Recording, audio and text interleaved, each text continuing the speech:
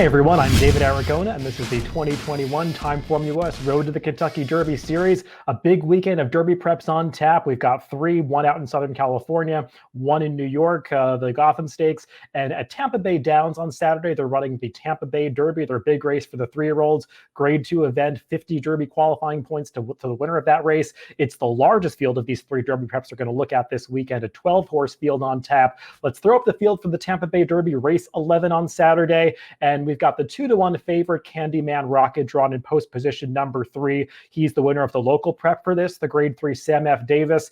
And let's just be honest about it. This is not the strongest Tampa Bay Derby that we've seen in recent years. It's also probably the weakest of the 3 Derby preps that we're going to take a look at this weekend. So no surprise that Candyman Rocket, who won the prep for this race, is still the favorite in this Tampa Bay Derby, not really facing that many new shooters that are worthy of respect. The second choice on the morning line is the horse that was third behind Candyman Rocket in that Sam F. Davis, that being the number 8 Hidden Stash at 4-1. There are also some horses coming in from different directions, like Helium for Mark Casse, who's coming in from Woodbine, and Promise Keeper, a local maiden winner at Gulfstream Park. But they'd all have to step up to beat the favorite in this race.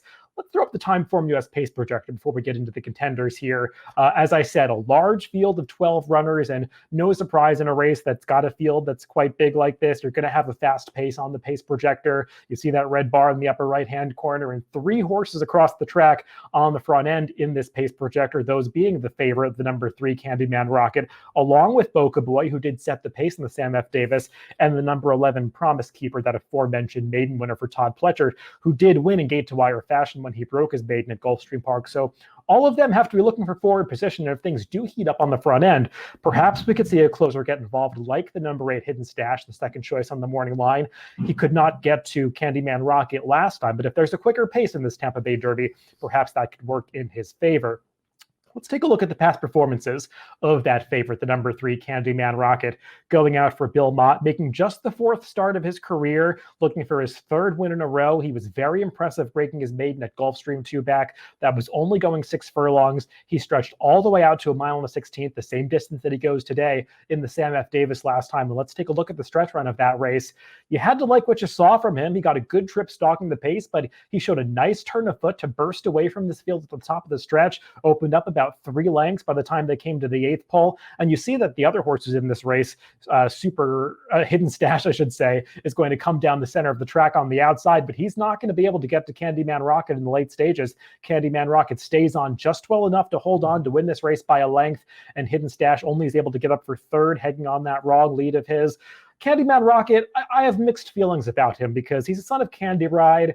Not a ton of stamina breeding on the bottom side of his pedigree.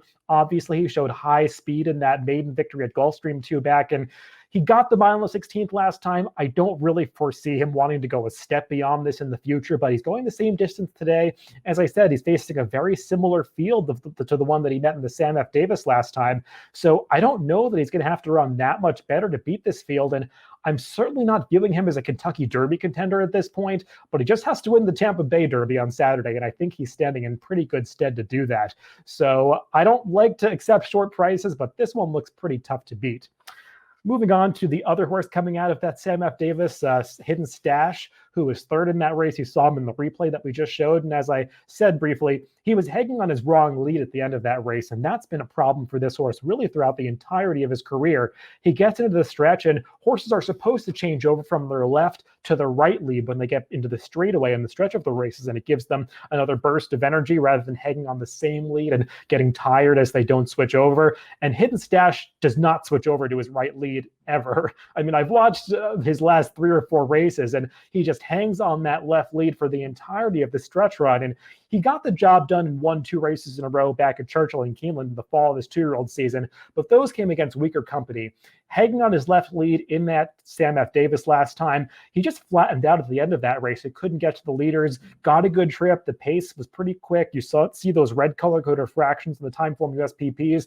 So Hidden Stash had every right to get the job done, just couldn't switch over and get that extra burst of energy that he needed to carry him past Candyman Rocket. And if he can't run a more professional race and switch leads properly in this race, I don't see why he's supposed to turn the tables on Candyman Rocket here. There's pace again, but he got pace last time, and perhaps he could take a step forward, but Candyman Rocket is just as lightly raced, so he can too. So I wasn't viewing Hidden Stash as a horse that I wanted to use as one that would turn the tables, especially if he's only the second choice at around 4-1 in this race. To me, that's not sufficient value on this horse.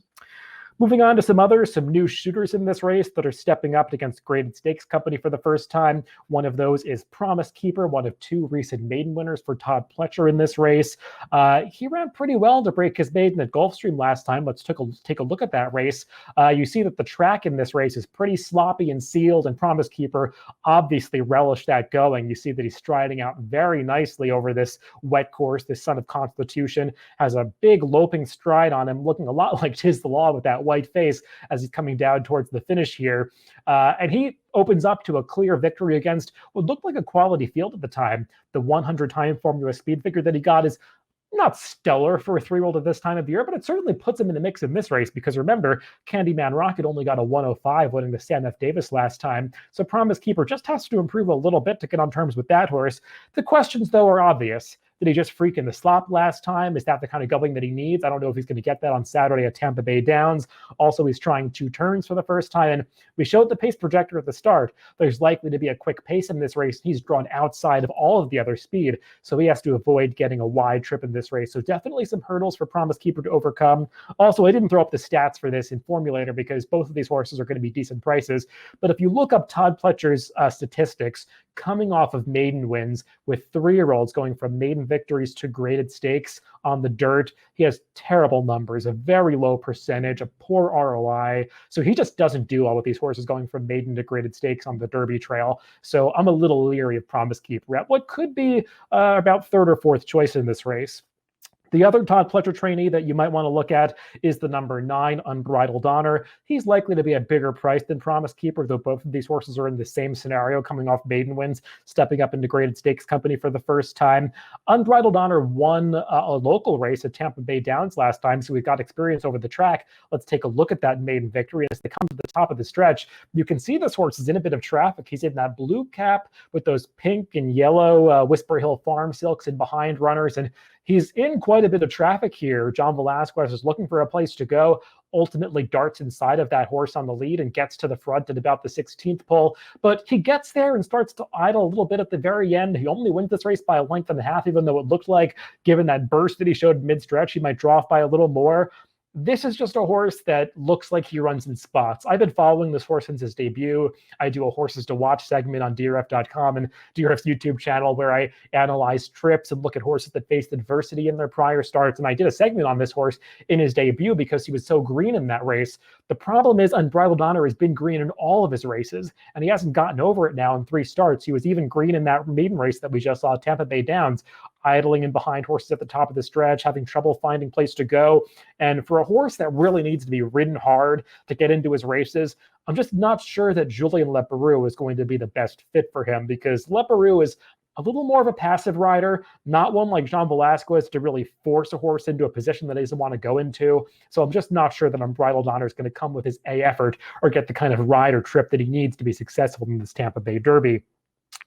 One more horse that you might want to take a look at is the number 10 Helium. As I said, this is the Woodbine Invader for Mark Casse. He is 2 for 2 in his career, so that's good. There's definitely upside here. We don't really know how good he is yet. Both of those races did come over the synthetic course at Woodbine. Let's take a look at his last victory in October of his 2-year-old season, the display stakes at Woodbine.